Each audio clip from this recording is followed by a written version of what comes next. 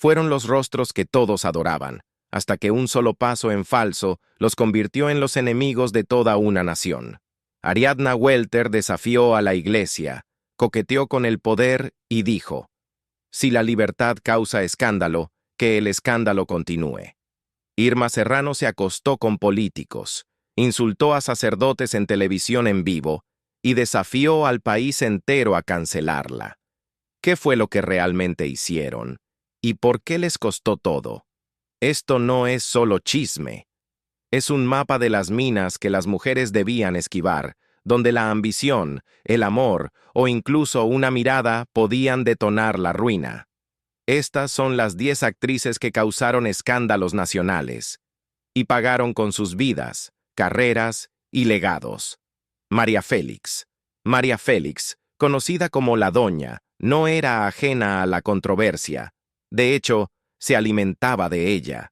Su imagen pública escandalosa se forjó a través de decisiones audaces, independencia feroz y un desafío constante a las normas conservadoras. Pero incluso una leyenda paga un precio. En 1949, su reputación sufrió un golpe devastador cuando su secretaria personal, Rebeca Uribe, fue hallada muerta en un motel bajo circunstancias misteriosas. Una jeringa, un abrigo de piel y una figura borrosa saliendo del lugar. Todo apuntaba a Félix. Aunque nunca fue acusada formalmente, el público la señaló. Una fotografía de Félix apareció entre las pertenencias de Rebeca y los tabloides estallaron. María huyó del país con el pretexto de un contrato fílmico en España, más para proteger a su hijo que a sí misma. Dio una sola declaración. Lamentaba la muerte de Rebeca, pero no diría más. Su silencio habló por ella. Años antes, había terminado su primer matrimonio al descubrir que su esposo, Enrique Álvarez Alatorre, le había contagiado una enfermedad venérea. Peor aún, él secuestró a su único hijo. María lo recuperó con la ayuda de su segundo marido, el compositor Agustín Lara. Una unión que también fue un terremoto mediático. Lara le escribió María Bonita, pero más tarde la acusó de crueldad. El divorcio fue amargo y público. Su siguiente matrimonio, con Jorge Negrete, fue igual de tormentoso. Cuando él murió, María escandalizó al país al presentarse en su funeral vestida con pantalones, un acto considerado irrespetuoso en la época. La prensa la destrozó, pero Félix, serena como siempre, respondió: yo no tengo amantes. Tengo admiradores. Los rumores sobre sus supuestos romances con hombres poderosos nunca cesaron, especialmente el que la vinculaba con el expresidente Miguel Alemán Valdés. Ella nunca lo negó. De hecho, parecía disfrutar del misterio. Una de las acusaciones más oscuras surgió en su propio hogar. Se decía que María había golpeado a su hijo por vestir ropa de mujer. Aunque nunca se confirmó, la historia la persiguió durante años, alimentando tanto la fascinación pública como el rechazo moral. En su película Amor y Sexo, apareció parcialmente desnuda, una primera vez en su carrera. A los 50 años, esa breve escena topless escandalizó al público conservador y llevó a que la cinta fuera catalogada como inmoral. Félix confesó que lo hizo por decisión propia, alentada por su esposo Alex Berger. No hay nada como tener a un hombre a tu lado que te empuje y te apoye. Incluso en la muerte, Félix provocó polémica. Su testamento fue impugnado en los tribunales entre acusaciones de manipulación y fraude. Familiares y amigos cercanos afirmaron que había sido presionada en sus últimos años. Y quizá el rumor más extraño de todos. Durante un rodaje en Marruecos, Félix admitió haber comido carne humana sin saberlo, y describió la experiencia como deliciosa antes de descubrir la verdad. Me volví antropófaga, pero no voluntariamente, bromeó. Ninguna otra actriz en la historia del cine mexicano vivió, y sobrevivió, un nivel de escándalo tan alto. María Félix no pedía permiso para brillar. Simplemente lo hacía, y dejaba que el mundo ardiera a su alrededor. Silvia Pinal. Silvia Pinal, la última gran diva de la época de oro del cine mexicano, llevó el escándalo como una segunda piel. Su carrera de 7 décadas la convirtió en una leyenda, pero detrás de la fama se escondía una vida llena de dramas públicos, tragedias personales y controversias nacionales. En 2024, los medios revivieron uno de sus primeros escándalos, su tormentoso matrimonio con el cantante Enrique Guzmán. Aunque la pareja protagonizó el querido programa de variedades Silvia y Enrique, su vida fuera de cámara distaba mucho del glamour. En sus memorias Esta soy yo, Silvia acusó a Guzmán de violencia doméstica. Décadas después, él mismo declaró: "La falté al respeto una vez, y se lo merecía", desatando la indignación del país. De esa relación nació Alejandra Guzmán, quien heredó tanto el talento como el caos de su familia. En los años 80, otro escándalo sacudió a la dinastía Pinal. Silvia y su hija Silvia Pasquel se enamoraron del mismo hombre, Fernando Frade.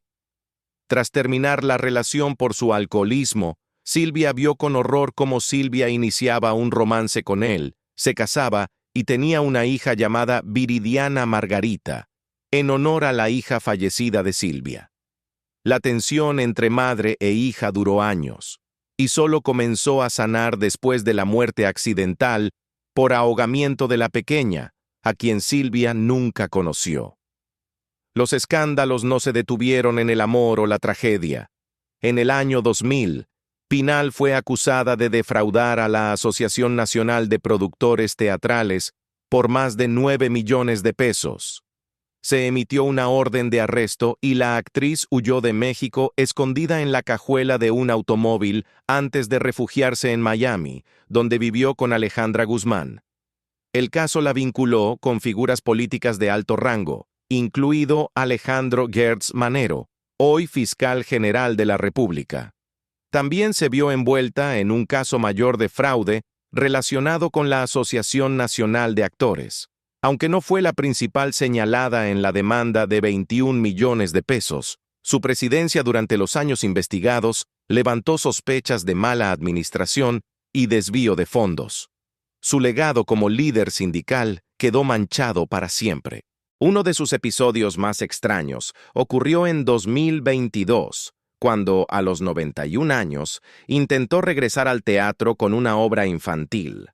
El público quedó impactado por su frágil apariencia y criticó duramente a los productores por permitirle subir al escenario.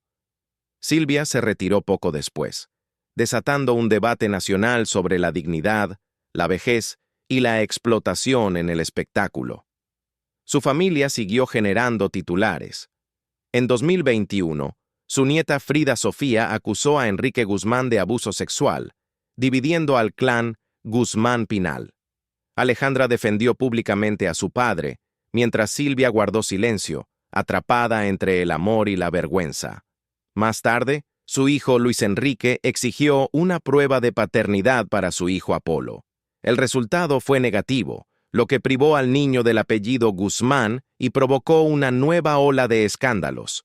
Silvia Pinal sobrevivió a todos: críticas, traiciones y la feroz mirada de un país que nunca dejó de observarla.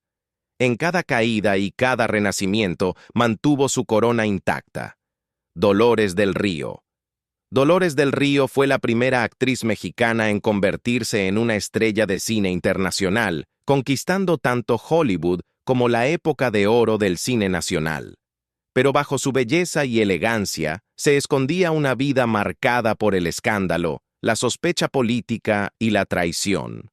Su mayor controversia estalló en los años 50, durante el auge del macartismo en Estados Unidos. Tras asistir a una proyección de ¡Que viva México! De Sergei Eisenstein, acusada de tener propaganda prosoviética, fue etiquetada como simpatizante comunista. En plena Guerra Fría, esa etiqueta era una sentencia. Los estudios rompieron contratos, su nombre fue incluido en listas negras, y su carrera en Hollywood se derrumbó de la noche a la mañana. No era la primera vez que los rumores políticos la afectaban. Su apasionado romance con Orson Welles también dañó su reputación. Cuando Citizen Kane se convirtió en un símbolo de controversia, el vínculo con Wells, considerado peligroso y subversivo, la volvió un blanco.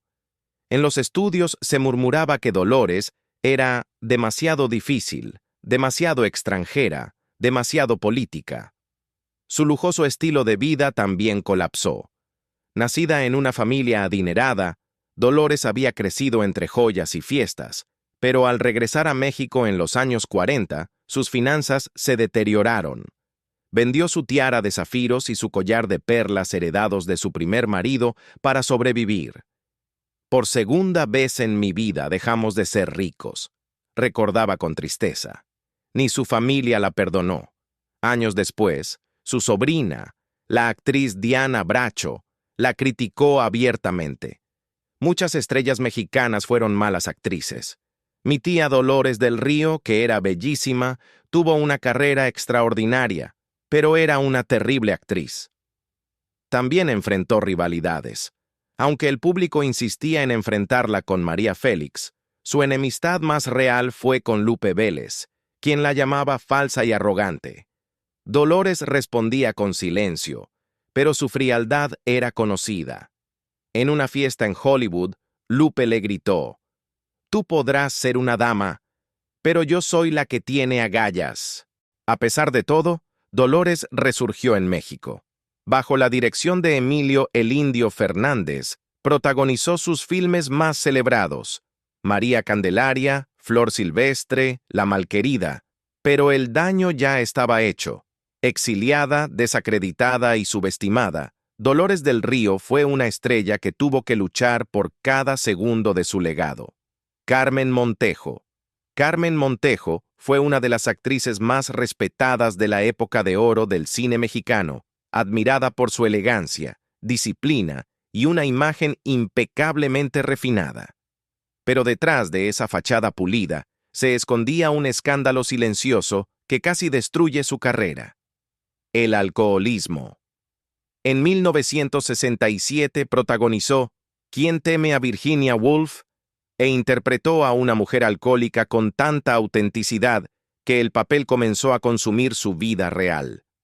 Me identifiqué tanto con Marta que empecé a vivirla fuera del escenario, confesó años después.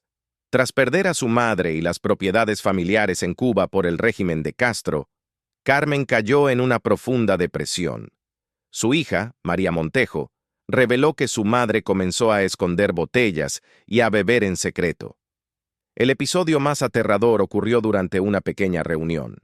Carmen se encerró en el baño con una botella de alcohol puro, bebió un trago y encendió un cigarro, sin saber que el líquido era altamente inflamable. Su rostro y su mano se incendiaron. La actriz Raquel Olmedo, presente en la reunión, la envolvió en una alfombra y la llevó de urgencia al hospital, salvándole la vida. Los medios nunca publicaron el incidente, pero quienes estuvieron allí nunca lo olvidaron. Más tarde, Montejo fue internada en una clínica de rehabilitación gracias al apoyo de su amiga Rosario Gálvez. Logró vencer la adicción, aunque el trauma la acompañó siempre. Evitaba incluso los bombones con licor, temiendo una recaída. Dios la dejó vivir para que pudiera decir nunca más, contó su hija. Lupe Vélez. Lupe Vélez fue la primera superestrella mexicana en conquistar Hollywood. Hermosa, explosiva e imposible de controlar. La apodaron The Mexican Spitfire porque nunca siguió las reglas de nadie, pero esa misma energía salvaje que la hizo famosa también fue la que la destruyó. Nacida en San Luis Potosí en 1908, Lupe emergió de la pobreza para convertirse en una de las actrices más comentadas de su tiempo. Su temperamento era legendario y sus romances aún más. Salió con algunas de las mayores estrellas de la época: Gary Cooper, Clark Gable, John Gilbert, Johnny Weissmuller, e incluso se rumoraron aventuras con Charles Chaplin y Arturo de Córdoba. Cada historia de amor terminaba en caos, cada ruptura en titulares. Su relación con Gary Cooper fue pura dinamita, apasionada, violenta e inevitablemente condenada. Cuando Paramount consideró que el romance dañaba la carrera de Cooper, lo envió a Europa. Lupe, enfurecida, lo persiguió hasta la estación de tren, sacó una pistola y disparó al aire. Los estudios quedaron horrorizados. En Hollywood susurraban que era peligrosa, inestable, pero inolvidable. En 1933 se casó con Johnny Weissmuller, el Tarzán del cine. Su matrimonio fue un campo de batalla, celos, peleas y golpes escondidos bajo el maquillaje. Los vecinos escuchaban gritos, vidrios rotos y sollozos. La madre de Weissmuller le rogaba que la dejara. Los amigos de Lupe le pedían que dejara de beber.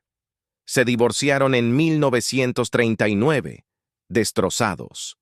Cuando su fama decayó, Lupe quedó atrapada en comedias baratas de The Mexican Spitfire que caricaturizaban su acento y su temperamento. El público la seguía adorando. Era cruda, divertida, auténtica, pero detrás de la risa se estaba desmoronando. En 1943, se enamoró del actor francés Harold Ramond, o quizás de Arturo de Córdoba, según las versiones. Lo cierto es que quedó embarazada, y el hombre que amaba se negó a casarse con ella. Para una mujer católica en los años 40, un embarazo fuera del matrimonio significaba el fin. La prensa ya la rodeaba. La noche del 13 de diciembre de 1944, tras asistir al estreno de su película Naná, Lupe regresó a su casa en Beverly Hills. Organizó una pequeña cena, confesó que temía ser humillada como madre soltera y dijo que quería irse con belleza. Decoró su habitación con flores y velas, se puso un pijama de seda y tomó 75 pastillas de Seconal con brandy. A la mañana siguiente, su empleada la encontró muerta. Tenía 36 años. La policía declaró suicidio, pero Hollywood convirtió su final en mito grotesco. Un tabloide inventó que había muerto con la cabeza en el inodoro, una mentira que persiguió su memoria durante décadas. Ana Luisa Pelufo. En 1955, Ana Luisa Pelufo sacudió los cimientos del cine mexicano con La fuerza del deseo, convirtiéndose en la primera actriz en aparecer desnuda en pantalla en la historia del país. Con solo 26 años, interpretó a Silvia, una modelo desnuda atrapada en un peligroso triángulo amoroso, desatando furia, titulares y fascinación a partes iguales. El escándalo fue inmediato. Los sectores conservadores la llamaron desvergonzada, y hasta su propio padre calificó su papel de horrible. Pelufo se defendió diciendo, fue un desnudo estático, artístico, como el de una modelo de pintura. No hubo provocación, pero en las calles la gente le gritaba insultos. La reacción casi destruye su carrera. La fuerza del deseo fue prohibida en algunos cines y censurada en otros, pero aún así se convirtió en un éxito de taquilla. Pelufo había hecho lo que ninguna otra actriz se había atrevido a hacer, abriendo la puerta al realismo artístico en el cine mexicano. Siguió con papeles igualmente provocadores en El seductor, La ilegítima y La Diana cazadora. Esta última alimentó el rumor de que ella había posado desnuda para la famosa escultura de la Ciudad de México. Aunque el escándalo la persiguió, también la catapultó al estrellato. Primero en melodramas eróticos y más tarde en el atrevido cine de ficheras de los años 70. Su audacia le ganó tanto admiración como rechazo. Fue marginada de los papeles serios, pero venerada en los círculos de culto por su valentía. En los años 90, se reinventó una vez más con trabajos en televisión y teatro. Con más de 200 películas y decenas de créditos televisivos, Ana Luisa Pelufo se convirtió en una leyenda, no solo por su belleza, sino por haber roto las reglas. Hoy, a sus 96 años, vive tranquilamente en Querétaro, recordada como la mujer que escandalizó a una nación y cambió para siempre su cine. María Antonieta Pons. La llamaban el Ciclón del Caribe, un torbellino de ritmo, belleza y rebeldía. María Antonieta Pons encendió la época de oro del cine mexicano con sus películas de rumbera, Pero su desaparición repentina a los 43 años dejó al país en shock. En el punto más alto de su fama, simplemente desapareció, sin gira de despedida, sin entrevistas, solo silencio. Su ascenso había sido meteórico. Nacida en Cuba en 1922, Pons se convirtió en una sensación de cabaret antes de ser descubierta por el director Juan Orol, con quien más tarde se casó. Sus colaboraciones, Siboney, La Reina del Mambo, El Ciclón del Caribe, la coronaron como la reina del cine exótico. Pero su imagen sensual chocaba con los valores conservadores. Cuando se filtraron fotografías en traje de baño, líderes religiosos la llamaron una amenaza para la moral pública. Su respuesta fue tajante: no estoy cometiendo un pecado, estoy haciendo cine. Tras divorciarse de Orol, se casó con el actor Ramón Pereda, 25 años mayor que ella. Sus amigos aseguraban que abandonó el cine para cuidarlo y criar a su hija, pero los que la conocían de cerca murmuraban algo más profundo: desilusión. Para 1965 estaba harta de Hollywood, del chisme y de la fama. Pidió que la dejaran en paz, y lo cumplió. Durante las décadas siguientes, los fans suplicaron su regreso. Las revistas le ofrecieron fortunas por una sola foto. Ella rechazó todo. La Asociación Nacional de Actores terminó expulsándola por no pagar cuotas. En sus últimos años, su tercer esposo reveló que sufría lapsos de memoria y que incluso prohibió publicidad sobre su funeral. Cuando murió en 2004, el mundo lo supo 4 días después, porque así lo había pedido.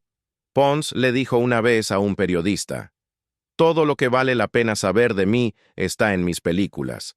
Y así, la estrella más radiante de la era rumbera desapareció sin ruido, dejando solo sus cintas y una estela de escándalo. Miroslava Stern. En 1955, México despertó con una noticia estremecedora.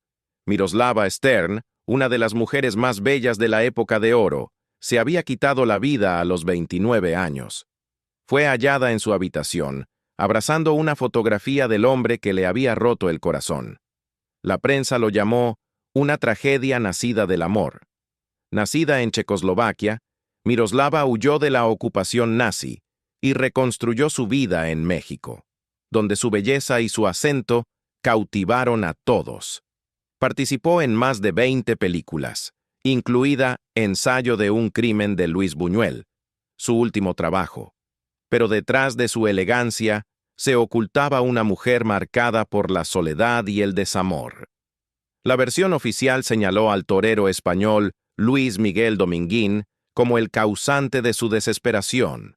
Tras prometerle matrimonio, él se casó repentinamente con la actriz italiana Lucia Bosé. Devastada, Miroslava escribió cartas de despedida a su familia y tomó una dosis letal de barbitúricos. Cuando su empleada la encontró, llevaba muerta más de un día. Pero pronto surgieron rumores de que su muerte no tenía nada que ver con Dominguín.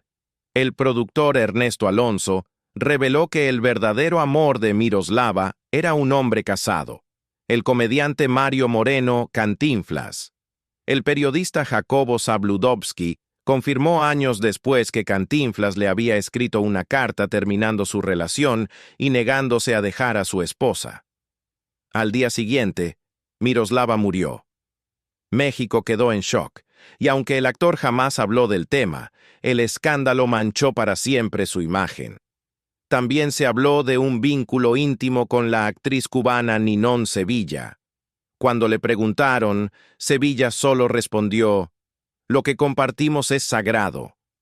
Fue, de hecho, una de las primeras en llegar a su casa tras su muerte. Casi 70 años después, su historia sigue siendo uno de los misterios más trágicos del cine mexicano. Una historia de belleza, fama y amor, que terminó en tragedia. Ninón Sevilla, la cubana conocida como la reina de las rumberas, era mucho más que una bailarina. Era fuego, elegancia y escándalo hechos persona.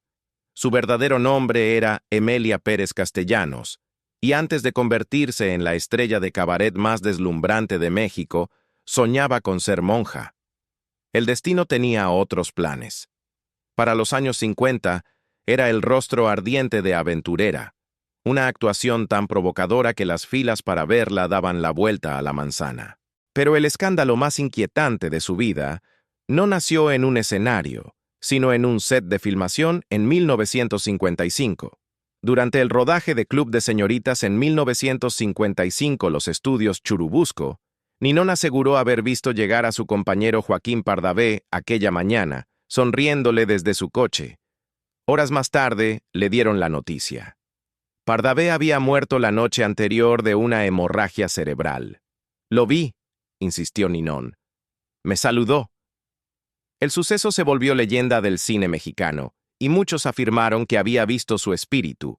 La historia se volvió aún más macabra cuando los periódicos publicaron que Pardavé había sido enterrado vivo por error, víctima de catalepsia, y que su ataúd había sido hallado con arañazos desde adentro. Aunque su familia lo negó, el rumor nunca murió, y la declaración de Ninón solo avivó el mito. Fuera de cámara, Ninón era igual de magnética y polémica. Sus rivalidades con las también cubanas María Antonieta Pons y Rosa Carmina eran legendarias, alimentadas por celos y competencia dentro del mundo de las rumberas. «Nos comparaban», dijo una vez, «pero ninguna bailaba como yo». A pesar de los escándalos, sobrevivió a todos. Ninón Sevilla nunca se disculpó por su fuerza, su sensualidad, ni por haber, tal vez, bailado con los muertos. Ariadna Welter. En los años 50, Ariadna Welter rompió todas las reglas del cine mexicano. Detrás de su rostro angelical y modales refinados, se escondía una mujer que desafiaba los códigos morales de la industria. Su relación con el productor casado Rodolfo Lowenthal fue portada de revistas, y los rumores sobre favores, a cambio de papeles, llenaron las columnas de chismes. Cuando otra actriz la acusó de comprar su éxito con su cuerpo, Ariadna no lo negó. Sonrió y dijo: «El éxito nunca es gratis». Ninón Sevilla, conocida por su temperamento explosivo, la enfrentó en un camerino y le espetó: «No te falta talento, te faltan límites». Ariadna respondió con una frase que se volvió leyenda: «Los límites son para los mediocres». Aquella disputa apareció en todos los titulares de América Latina. En una sola noche, pasó de actriz respetada a símbolo del escándalo. No se detuvo ahí. Al posar para una revista con un vestido ajustado y un crucifijo invertido, provocó la ira de la iglesia. Fue acusada de blasfemia, y varios productores cancelaron sus contratos. Ariadna respondió fría: «Si una mujer libre causa escándalo, que el escándalo continúe». Era una advertencia y una profecía. Su carrera nunca se recuperó. Su familia solo aumentó el interés público. Su hermana, Linda Christian, había sido la primera chica Bond y esposa del ídolo de Hollywood Tyrone Power. Cuando el matrimonio se derrumbó entre infidelidades y tragedias, la prensa habló de la maldición de las hermanas Welter. Para los años 70, Ariadna ya había desaparecido del foco. Murió en 1998 de cirrosis, esperando un trasplante de hígado, tras años de enfermedad y aislamiento. La fama tiene un precio, y para estas actrices fue altísimo. Ya fuera por amor, ambición, rebeldía o simplemente por adelantarse a su tiempo, cada una de ellas desafió las reglas y pagó con su carrera, su reputación o su vida. ¿Cuál de estos escándalos te sorprendió más? ¿Crees que fueron castigadas con demasiada dureza? ¿O que fueron víctimas de una sociedad que no sabía cómo manejar a las mujeres poderosas? Dale like si te impactó, deja tus comentarios abajo y suscríbete para más historias ocultas del cine clásico.